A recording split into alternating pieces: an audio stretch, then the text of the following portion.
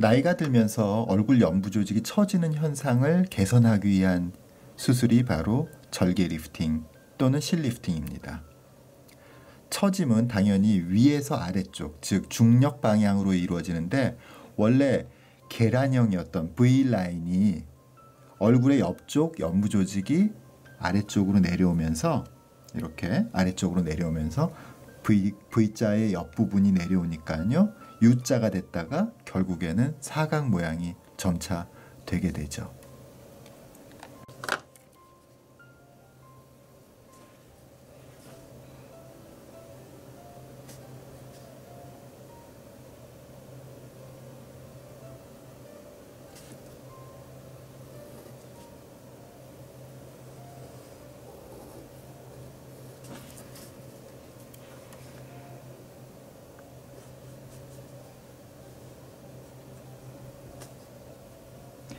이때요, 젊은 시절부터 무턱이셨던 분들,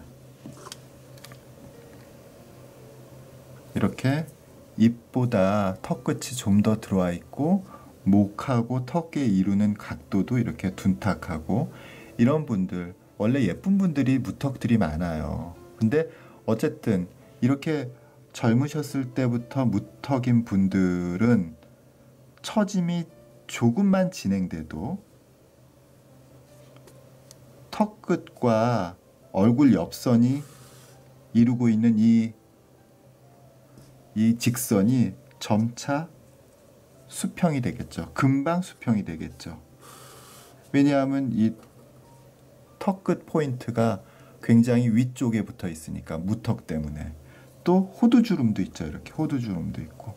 그러니까 무턱인 경우가 젊으셨을 때는 사실 얼굴이 작아 보이기 때문에 꽤 괜찮은 면들도 있었어요. 그런데 연세가 드시면서 이 무턱인 부분이 이 턱끝 자체에도 주름이 생기고 옆쪽에서 좀 더 조금만 내려와도 이 턱선이 플랫하게 턱선이 수평하게 되기 때문에 훨씬 더 노화가 많이 된 느낌을 받게 됩니다. 그래서 무턱을 교정하게 되면은요, 그게 절개 리프팅이든 실리프팅이든 간에 리프팅의 효과를 훨씬 더 극대화할 수가 있어요. 왜냐하면 이 턱끝 자체에 있는 주름들, 뭐 호두주름이나 이런 것도 없어질 뿐만 아니라 턱끝을 좀 더 아래쪽으로 잡아 당기니까 관자놀이하고 턱끝 사이에 있는 연부 조직의 여유가 훨씬 더 펼쳐지게 되겠죠. 특히 이 아래쪽 부분에 많이 있었던 잔주름들, 비교적 잔주름들이 이 무턱 개선으로 인해서 똑같은 리프팅이라도 효과가 훨씬 더 나아 보이도록 만들거든요. 이렇게 리프팅에 의해서 위쪽으로만 당길 뿐만 아니라 아래쪽에서도 당기는 힘과 고정 포인트를 좀 더 공고히 하기 때문에 호두주름도 없어지고 이 관자놀이와 턱끝 사이에 있는 연부 조직이 좀 더 편편하게 펼쳐질 수 있게 하기 때문입니다. 근데 이렇게 노화는 무턱인 경우에 좀 더 뚜렷하게 턱끝과 턱선의 위치를 좀 더 편편하게 만들고 사각턱에 가깝게 만들어서 얼굴을 더 크게 보이게 하거든요. 그래서 턱끝 주변에 이렇게 자체적인 호두같이 팩팩 패이는 주름이 원래 젊었을 때부터도 있으셨을 거예요. 그렇지만 좀 더 심해지고 또 그 주변에 결국은 연부 조직은 많고 골격이 부족하기 때문에 이런 것들이 더 많이 생기게 되는 거죠.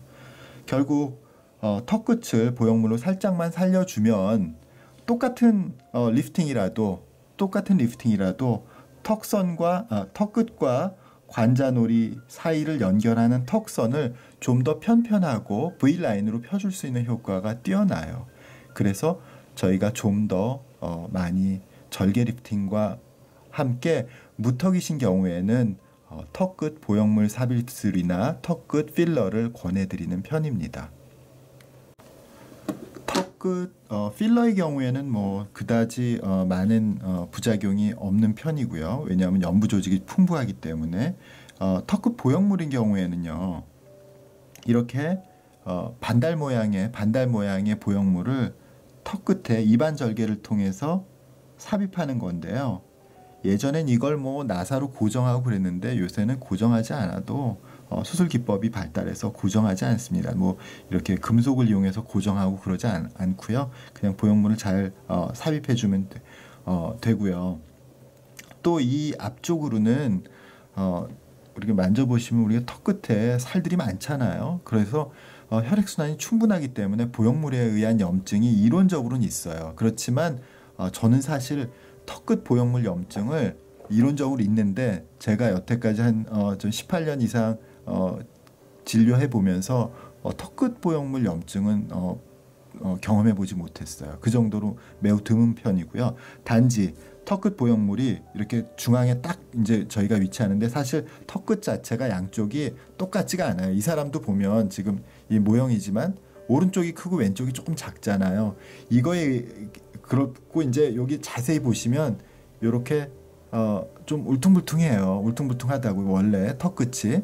그러다 보니까 보형물을 이렇게 넣었을 때 한쪽으로 치우치거나 이렇게 로테이션이 돼서 약간 모양이 어색한 경우가 생길 수도 있어요. 그 경우에는 비교적 간단한 방법으로 개선이 가능하기 때문에 이 턱끝 보형물이 또 나중에 문제가 혹시라도 생겼을 때 제거도 쉽고 또 로테이션도 쉽고 또 사실 상대적으로 영구적인 필러보다 비용도 저렴한 편이기 때문에 절개 리프팅을 하실 때는 또 절개 리프팅 회복 기간 내에 이것도 같이 끝나니까 좀 많이 권해드리는 편입니다.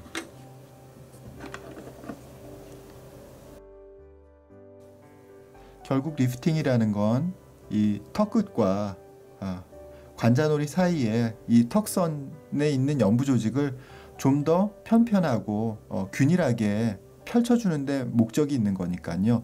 위쪽으로 힘을 주는 경우가 뭐 더 중요하지만 무턱인 경우에는 젊었을 때는 그게 크게 문제되지 않는데 연세가 드셨을 때는 무턱인 경우에 조금 더 주름도 많고 또 리프팅의 효과도 떨어뜨릴 수 있기 때문에 무턱 교정을 절개 리프팅과 함께 많이 권해드리는 편입니다.